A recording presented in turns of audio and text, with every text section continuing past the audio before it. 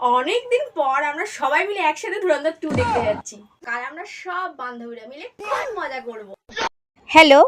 Hello. আরে আমি সবে তোকে ফোন করতে যাচ্ছিলাম, বলছি কালকে যে আমাদের যাওয়ার কথা ছিল না, ওটা কটার সময় রে? আরে আমার যে জিডির এক্সামটা ছিল সেটা না এই সপ্তাহে পড়েছে। তাহলে কি হবে এবার? তাহলে আর কি হবে, তোরাই যা ঘুরে আয়, ধুরন্ধর টু দেখে আয়, আমি সামনে বাচ্চা। A few moments later. Hello.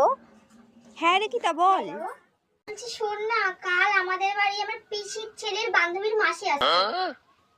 কালকে যেতে পারবো না জানিস, তোরা কালকে চলে যা, পরের বার আমি ঠিক যাব। কি আর করা যাবে। আরে একটু ধর ধর, নিশা ফোন করছে।